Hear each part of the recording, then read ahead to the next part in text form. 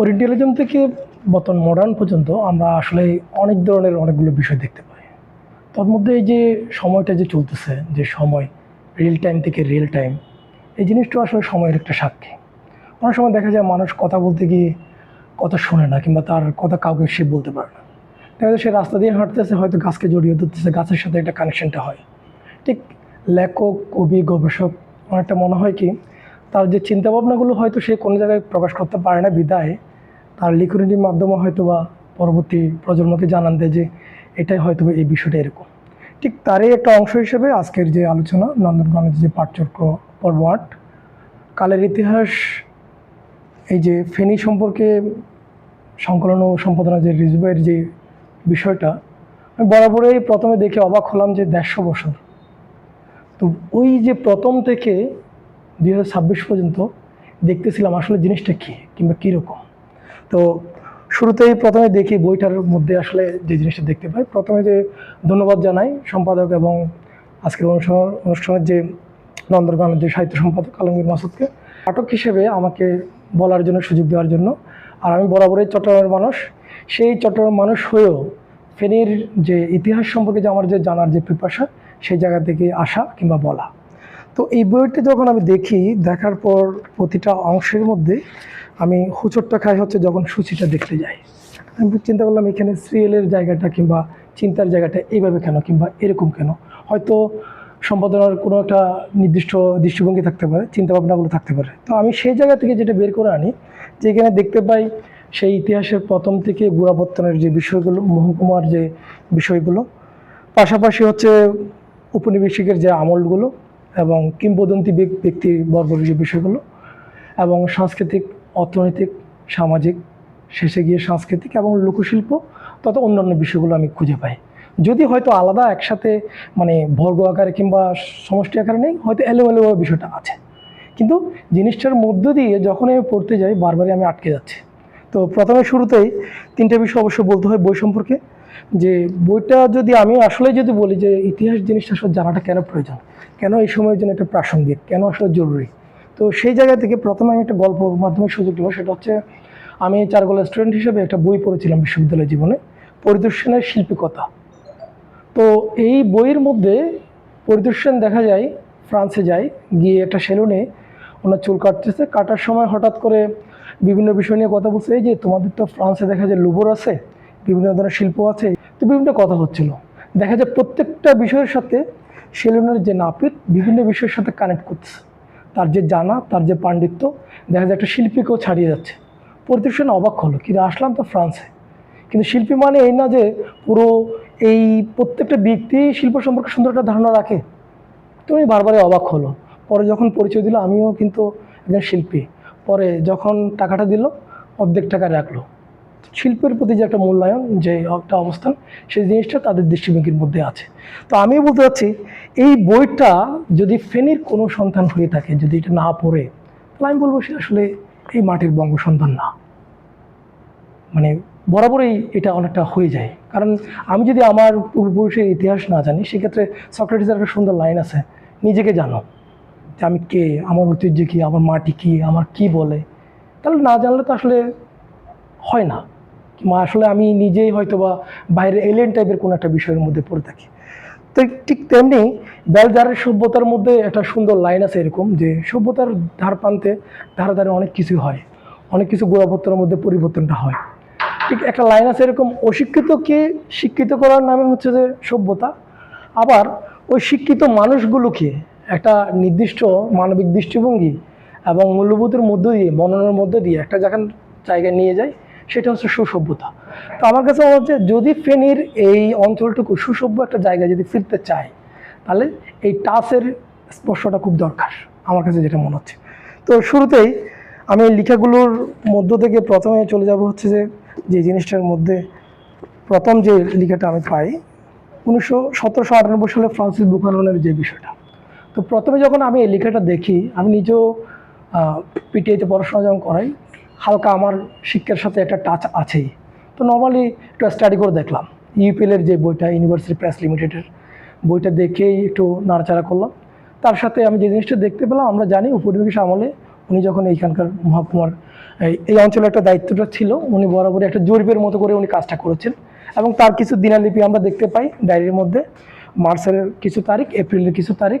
এবং বরাবরই এই বইটা আমি দেখতে পেলাম যে গবেষণার অংশ হিসেবে পরিবেশবিদ্যা, ভূগোল, ইতিহাস এবং এই ভূখণ্ডের যারা নৃতাত্ত্বিক আছে তাদেরই একটা মূল একটা বইয়ের অংশ হিসেবে আছে। এবং তারা বরাবরই দেখলাম এই জিনিসটাকে টাচ করতেছে, এই বইটা অবশ্যই পড়তে হবে। অথচ উনি এসেছিল বরাবরই মশলা কিংবা পরিবেশ অনুযায়ী কৃষি কী কাজ করা যাবে কিংবা কী করা যাবে না। তো আমি নিজেও এই জিনিসটা অনেকটা জানতাম না, এই বইয়ের মাধ্যমেই আমি জানতে পারলাম যে এটার সাথে আমি তখন চট্টগ্রামের বিষয়টা কানেক্ট করতেছিলাম যে আমার মিরেশ্বরের অবস্থানটা কীরকম, এটার সাথে অন্যান্য বিষয়গুলো কীরকম, আরও অনেকগুলো বিষয় জানা হলো। তার সাথে আমি ওই সময় রিসার্চ গেটে গিয়ে আরও কয়েকটা আর্টিকেল পড়ে দিলাম। তাহলে এই বইটা শুরু করলাম জাস্ট একটা কয়েকটা লাইনের জন্য, আমি নিজেও উপকৃত হলাম যে আরও কিছু বিষয়গুলো জানা যায় কিংবা পড়া যায়। এরপর এই বইটা যখনই আমি ইতিহাসটার নামটা দেখতেছিলাম যে বারবার কয়েকটা বই আমি রেফারেন্সটা পাচ্ছিলাম, তার মধ্যে ফেনীর ইতিহাস জমির আহমেদ সম্ভবত 1990 সালে আমার চট্টগ্রাম থেকে সম্ভবত প্রকাশিত হয়। তো বইটার মধ্যেই মোস্ট অফ দ্য লেখা, যেখানে ফেনীর কোনো একটা লিখে পেলে দেখলাম ওনার রেফারেন্স হিসেবে ওনার নামটা বরাবরই পায়। তো ওনার লিখে দিয়ে যদি বলি, সম্ভবত শতবর্ষের 1976 সালের যে লেখাটা, ওই লেখাটা যখন পড়তে যাই, তো বিশেষ করে ওনার লেখাগুলো শব্দর যে মানে বিল্ডিং কিংবা কানেক্টর দেখে আমি বারবারই অবাক হচ্ছিলাম। তো প্রথমে আসি, ওই লিখতেছে এরকম, প্রথমে ওই সময়ের ওই যে শতবর্ষ উদযাপনের যে কমিটি, তিনজনকে উনি শুরু করে লেখাটার মধ্যে প্রথম যে লাইন, কামেল দরবেশ পাগলা মিয়ার দেশ। এবং অনেকের কাছ থেকে আমি যখন আসছি, আমি ফেনী আসছি 2 বছর হলো, অনেকের কাছ থেকে বরাবরই পাগলা মিয়ার অনেকগুলো ঘটনা আমি নিজেই শুনি। বরাবরই গোড়াপত্তনের যে বিষয়টার মধ্যে উনি যেভাবে বলে, ঠিক তেমনি আমরা জানি ওই যে গেজু চেচার কিংবা আজকে সূর্যদের যে সম্পাদক খন্দকার মোজাম্মেল হকের ইয়ের মধ্যেও কিন্তু এই জিনিসটা পাই যে ওনার মধ্য দিয়ে এই বিষয়টা আসে। এবং উনি খুব সুন্দরভাবে ভৌগোলিক, সাংস্কৃতিক, রাজনৈতিক বিভিন্ন বিষয়গুলো ধরে ধরে বিষয়গুলো তুলে নিয়ে আসে। এবং পাশাপাশি যে নবীন চন্দ্র সেনের যে অবস্থান কিংবা তার যে কীভাবে তাকে দিয়ে শুরু করা হয় সেই বিষয়সমূহ, এর মধ্যে শমশের গাজীর যে সংগ্রামের যে বিষয়গুলো, পরবর্তী সময়ে দেখা যায় যে একটা লাইন আমার মানে চোখের মধ্যে হঠাৎ আটকে যায়। লাইনটা হচ্ছে অনেকটা এরকম, শিক্ষা সংস্কৃতির মধ্যে লাইনটা আমি বরাবরই রিড আউট করতেছি। মধ্যবিত্ত শ্রেণীর অর্থনৈতিক অসচ্ছলতা ও রাজনৈতিক সচেতনতার কারণে বিদেশি শাসন আমলের নির্যাতন ও অবহেলার ফেনীবাসী শিক্ষা ও সাংস্কৃতিক বিকাশের অন্তরায় হতে পারে নাই। সম্ভবত এই দিক থেকে ফেনী সবচেয়ে ঐতিহ্যবাহী নাম। আমি চিন্তা করলাম কী একটা লাইন কিংবা কীভাবে যে একটা সুন্দরভাবে যে একটা পজিটিভ একটা অ্যাপ্রোচ হিসেবে যে উপস্থাপন করতে পারে, তার লাইনগুলো দেখলেই বরাবরই আমি মানে একটা স্বতঃস্ফূর্ত কেমন যেন একটা সাবলীলবেলাও অবাক হচ্ছিলাম যে আসলে সেই সময়ের যে একটা পাণ্ডিত্য কিংবা ওই যে সম্পাদক হয়তো রিজভি ভাই কিছুক্ষণ আগেই বলতেছিল হান্নান সাহেবের যে লেখাটা, হয়তো সম্ভবত গণসংগঠনের যে অবস্থান, সেই সময়ের আসলে প্রত্যেকটা মানুষকে আমরা ক্যাডারশিপ যে শব্দটা বলতাম, যে একটা পাণ্ডিত্য, তাদের পিছনে যে ঘোরার যে একটা বিষয়টা, ঠিক তারও একটা অংশ হতে পারে আমার যেটা মনে হয়। এবং ধরে ধরে যে এই অঞ্চলের শিক্ষা, যে ইন্ডাস্ট্রি না হওয়ার যে বিষয়গুলো, কারণগুলো, এবং উনি পরে গিয়ে প্রস্তাবনা হিসেবে রাখতেছে এটা নিয়ে কোনো একটা ম্যাপ করা যায় কিনা কিংবা কোনো একটা পরিকল্পনা করা যায় কিনা। তারপর শিক্ষা নিয়ে একটা লাইন দেখলাম, বাহার নাহার যদি জন্ম হওয়ার পরও কিন্তু এখানকার পিছিয়ে থাকার অবস্থা। তো আমি তো এই অঞ্চলের মানুষ না, আমি চিন্তা করলাম বাহার মানে কি। পরে এই যে আমার সাথে আছে ফেনী কলেজের লাইব্রেরি, ওনাকে বললাম যে বাহার নাহার কি, বলছে হাইবুল্লাহ বাহার, ওদিক দিয়ে শামসুন্নাহার। আমি তাহলে শামসুন্নাহার আমি চিনি, কিন্তু ওই যে আমি তো এই অঞ্চলের মানুষ না বিদায় আমি বুঝতেছিলাম যে বাহার নাহার একসাথে শব্দ হয়ে কিংবা এইভাবে কেন আসলো। তো উনি বারবার এই ফিলটা করতেছিল, এই বংশধরে তো অনেক ধরনের ভালো ভালো মানুষের জন্ম হয়েছে, কিন্তু কি হয় নাই কেন, কিংবা কারণটা কি, কিংবা শিক্ষাক্ষেত্রে এইভাবে পিছিয়ে কেন। এরপর চিকিৎসার অবস্থান যে বিষয়গুলো আছে, যে চিকিৎসা সম্পর্কে বর্তমানেও যেটা আমরা দেখতে পাই, চিকিৎসার মধ্যে কি এখনও অবহেলিত বলা যায় কিংবা তার মধ্যে এই লেখাগুলো পাওয়া যায়। পরে প্রসঙ্গত দিয়ে সম্পাদক বিষয়গুলো কারেকশন করে নিয়েছেন যে জনসংখ্যা কিংবা ঘনত্ব কিংবা প্রবাসের যে অবস্থান, সেই বিষয়গুলো বরাবরই আমাদের কাছে ধারণাটুকু ক্লিয়ার হয়ে যায়। এই পরবর্তী সময় আমি চলে যাচ্ছি, প্রতিটা বইয়ের এই যে অধ্যায়গুলো আমার কাছে মনে হচ্ছে একটা পাঠচক্র হতে পারে, এবং একটা পাঠচক্রের জন্য হয়তো সময় বেঁধে দিতে হবে 17-18 ঘন্টা। এটা একটা উদাহরণস্বরূপ যদি টানি, আপনারা হয়তো একটু দেখে নিতে পারেন, স্টিভ কার্ডে একটা সুন্দর একটা মুভি আছে ম্যান। এটার মধ্যে দেখা যায় মানুষের একদম হিস্ট্রির জিরো থেকে, যে একটা মানুষ যখন পৃথিবীতে আসে জন্ম হওয়ার পরে, দেখা যায় প্রথমে পোকামাকড় মারা শুরু করে, শেষে গিয়ে ওই শর্ট ফিল্মে 3 মিনিটের শর্ট ফিল্মের শেষে গিয়ে দেখায় পুরো পৃথিবীতে একটা ধ্বংসের স্তূপ হয়ে দাঁড়ায় অল্প সময়। তো এটাতে আমার মনে আছে আমি প্রায় 18 ঘন্টা একটা ব্রিটিশ কাউন্সিলের গসিপের মধ্যে প্রায় 18 ঘন্টা প্লাস আমরা আলোচনা করছিলাম বিভিন্ন দৃষ্টিভঙ্গি থেকে, কিন্তু সমাধান করতে পারিনি। ঠিক আমার কাছে মনে হচ্ছে এই বইটা প্রত্যেকটা অধ্যায় এভাবে করে আলোচনা করা যাবে, যেটা কি আমরা হয়তো শেষ ইতিটা টানতে পারবো না। ঠিক এখানে সংস্কৃতির বিষয়টা যখন আমি পড়তেছিলাম, তো প্রথম যে লাইনটা আমি আগেই বলে নিচ্ছি, যখন আমি সম্ভবত ষষ্ঠ কিংবা সপ্তম শ্রেণীতে পড়ি, বরাবরই গেদু স্যার যে রাইটার, যে ওনার চরম ভক্ত, কিন্তু তিনি জানতাম না যে এই বঙ্গের সন্তান, ফেনীর সন্তান, সেটা আমি জানতাম না। তার যে লেখার স্টাইল সেটা আগে থেকে আমার পছন্দ। তো দেখলাম প্রথমে খুব সুন্দর একটা লাইন লিখলো যে পূর্ব ভারতের দক্ষিণ অংশের মহাকবিদের মধ্যে যে উজ্জ্বল যে একটা অবস্থান, তার মধ্যে কবি নবীনচন্দ্র সেন একজন। অথচ কথার যে লাইনের মধ্যে দিয়ে বোঝা যাচ্ছে নবীনচন্দ্র সেনকে কোথায় কতটুকু উচ্চ পরিমাণে নিয়ে যাওয়া যে অবস্থান। এরপরে দেখতে পাই যে মহকুমার যে বিষয়টা, আউলিয়া মরহুম, ওনার আবার কথাগুলোর মধ্যে একটু মজা পাই যে পাগলা মিয়ার নির্দেশেই এই যে ফেনীর যে সৃষ্টির সে বিষয়টুকু, পরবর্তী সময়ের যে আস্তে আস্তে গোড়াপত্তন হয়ে ট্রাং রুটের শেরশাহর যে গ্র্যান্ড ট্রাক রুটের বুকে আস্তে আস্তে যে ফেনীর আস্তে আস্তে শিল্প সংস্কৃতির সমৃদ্ধ হচ্ছে, সেই বিষয়টুকুর মধ্যে দিয়ে জানান দেয়। এবং শুরু করে প্রথমে শহীদুল্লাহ কায়সার দিয়ে এবং জহির রায়হান থেকে শুরু করে প্রত্যেকটা মানুষের আলাদা আলাদা নাম নেয়। এবং আমি নিজেও এই লেখাটা পড়তে গিয়ে বেলাল চৌধুরী যে এই বঙ্গের সন্তান সেটা আমি জানতাম না, আমি ওনাকে অন্যভাবে চিনতাম ভারত বিস্তারের সম্পাদক হিসেবে উপর বাংলায় দীর্ঘদিন ছিল, এবং তার লেখার যথেষ্ট আমি ভক্ত, ভালো তার কবিতাগুলো আমি পড়তাম। এবং পাশাপাশি একটা লাইন খুব মজাই লাগছে, উনি বলতেছিল যে শফিউদ্দিন হারুন এবং অমুক ঢাকার হট সাহিত্যিক, কিন্তু তারা হলেও দেখা যায় ঢাকায় অবস্থান করতেছে, কিন্তু হৃদ্যতার টানের মধ্যে কিন্তু সম্পূর্ণ আষ্টে পৃষ্ঠে রয়ে যাচ্ছে ফেনীতে, যাদের চিন্তা ভাবনার ধ্যানে জ্ঞানে। এর পরবর্তী আরেকটু মাঝখান গিয়ে লিখতেছে মির্জা আব্দুল হাই হচ্ছে প্রথম কাতারের কবি, এবং অধ্যাপক রফিকুল্লাহ রহমান বুইয়া, তোফাইল আহমেদ, এদের নামগুলো নিলে। এবং আমার পিটিআইয়েরই একজন অধ্যক্ষ, তখন তো সুপারিনটেন্ডেন্টের নাম ছিল হচ্ছে অধ্যক্ষ, তো অধ্যক্ষ আহসানুল্লাহ মজুমদার একজন ছিল উন্নত মানের নিবন্ধকার, একদম খুব সুন্দর করে উন্নত মানের একটা শব্দ উনি ইয়ে করে পশে একটা লাইন সুন্দর করে বলে যে সমালোচনা হোক কিংবা আমি নিজেও, আমার বয়স বাড়তেছে, আমি অনেক কিছু ভুলে যাচ্ছি, স্মৃতির মধ্যে হয়তো অনেকের নাম নাও আসতে পারে, সেটা যাতে অন্যভাবে চিন্তাটা না করে সেই বিষয়টিও উনি টাচের মধ্যে উনি রাখছেন।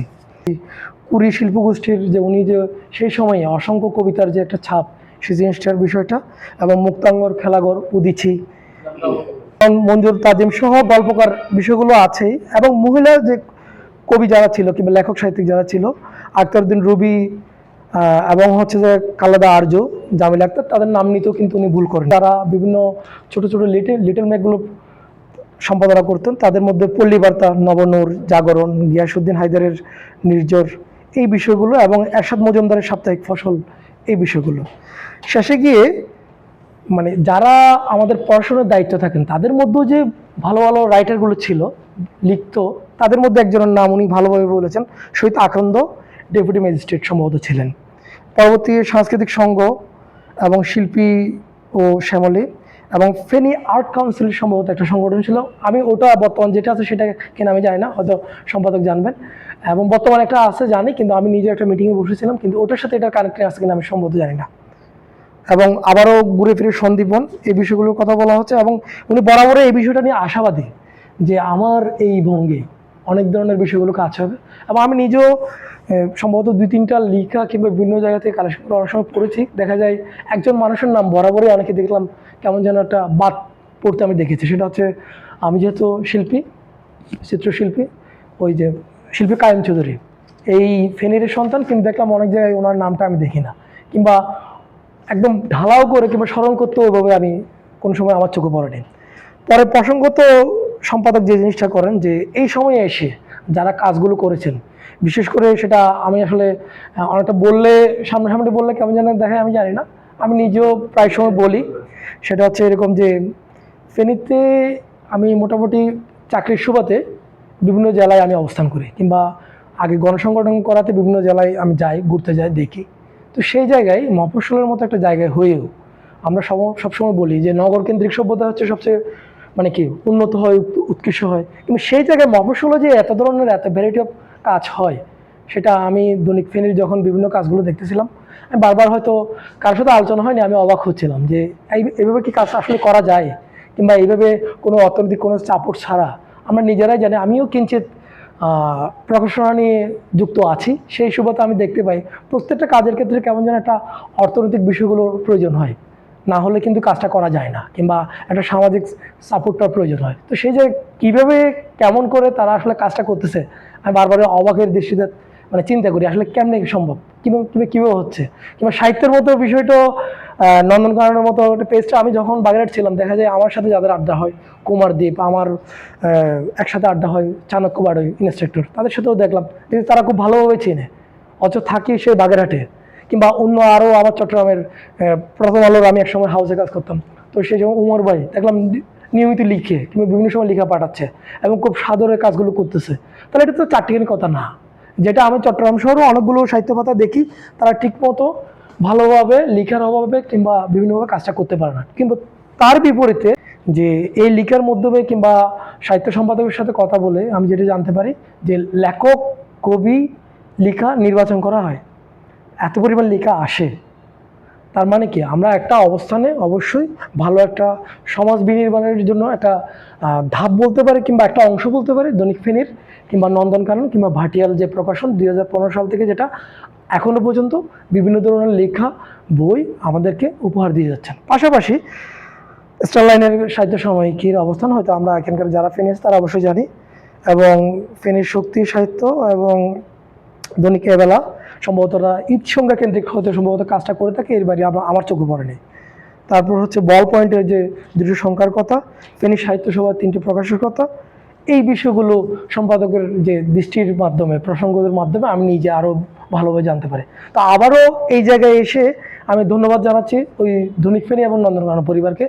যদি দীর্ঘ একটা লক্ষ্য নিয়ে যদি কাজ করা যায়, হয়তো আমরাও বলতে পারি যে সক্রেটিস যেভাবে হচ্ছে যে জিমনেশিয়ামের মতো করে অ্যাথেন্স আর আক্রার মধ্যে যেভাবে আড্ডাটা দিত, সেই আড্ডাটা কি এখানে এইভাবে হয়তো আস্তে আস্তে সংগঠিত হতে পারে।